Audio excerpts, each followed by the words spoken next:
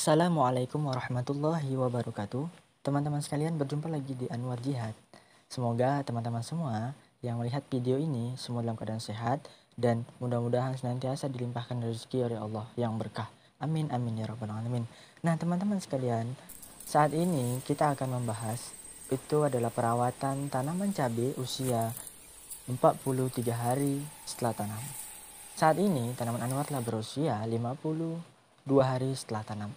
Namun agar proses pembudayaan ini terus berlanjut, maka dari tahapan-tahapan yang tertinggal Anwar akan kejar untuk menjelaskannya kepada teman-teman semua agar kita semua dapat mengetahui tips dan trik untuk sukses dalam budidaya, khususnya tanaman cabai keriting.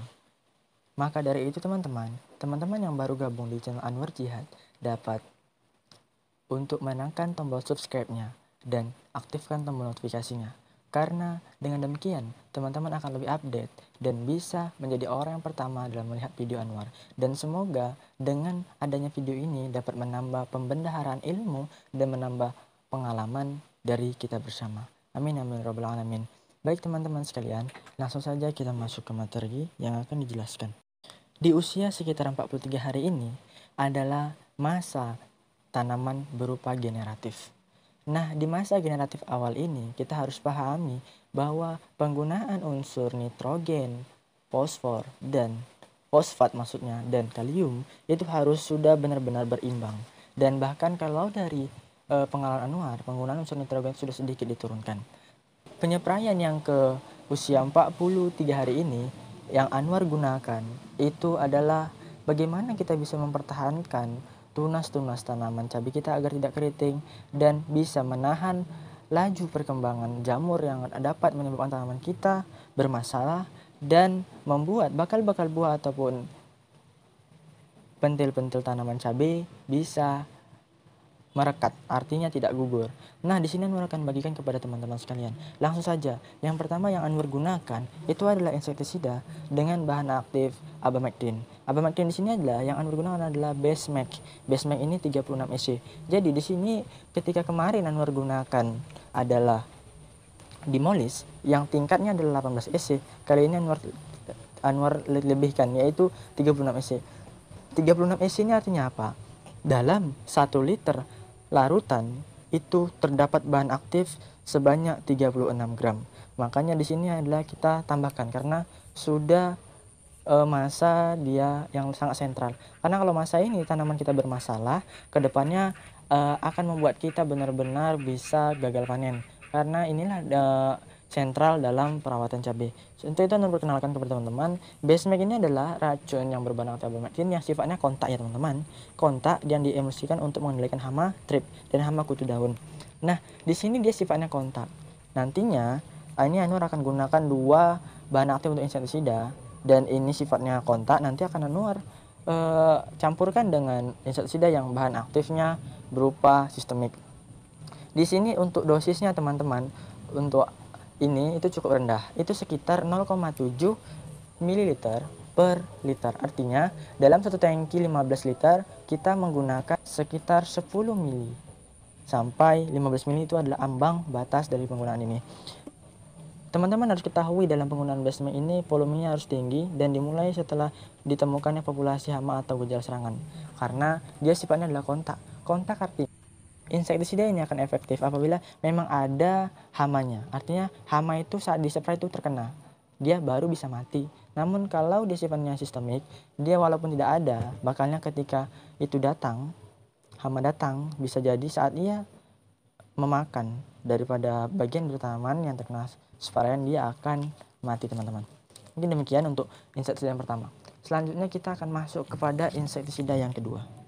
Nah, insektisida yang kedua yang Anwar gunakan adalah ini berupa yang namanya adalah Mantene.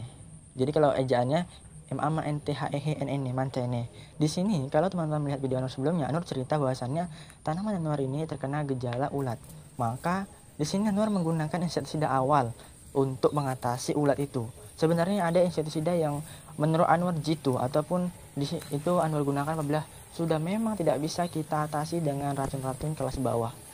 Makanya nantinya kalau memang ini dia sudah kebal ataupun memang tidak bisa berhasil dalam mengatasi ulat, Anwar akan menggunakan racun yang memang harganya cukup mahal, tapi menurut pengalaman Anwar itu cukup ampuh. Tapi karena ini awal, Anwar gunakannya dulu karena memang persediaannya adanya ini kemarin tuh. Adapun racun mantene ini bahan aktifnya adalah asefat. Asefat ini dia sifatnya sistemik, makanya Anwar berani mencampurkannya dengan Basemax. Basemax tadi kontak ini sistemik, bisa dicampurkan. Jadi dia bersifat tepung, dan bentuk tepung ini dia akan larut dalam air dan bisa mengendalikan hama yang fokusnya itu adalah untuk tanaman hortikultur ya, yaitu ulat, lebih banyak ulat. Jadi bahan aktifnya asefat. Jadi untuk dosisnya kita gunakan sekitar 25 ml per tangki. Tangki itu 15 liter ya untuk apanya. Oke, itu adalah yang terakhir. Yang terakhir ini adalah kita gunakan fungisida, yaitu bernama Nativo.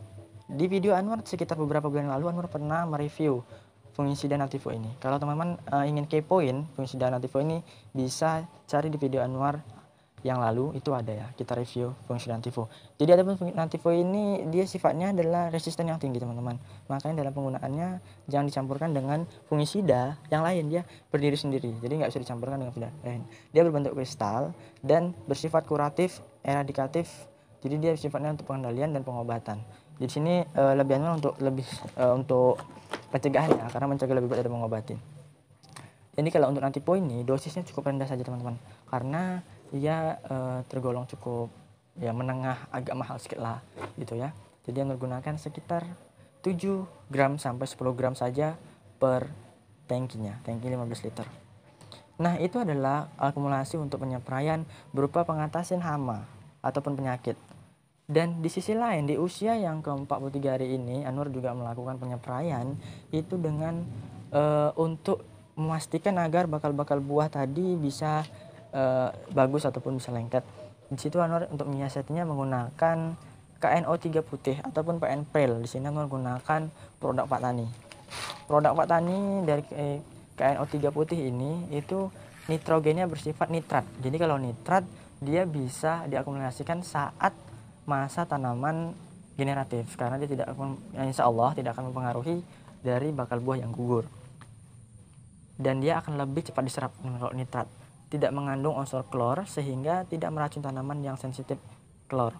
Mengandung unsur kalium yang tinggi dan mencegah kerontokan bunga dan buah. Itu adalah salah satu bagian dari keunggulan KNO3 Pril. Yang terakhir itu fungsinya adalah meningkatkan hasil panen dan hasil tanaman buah-buahan.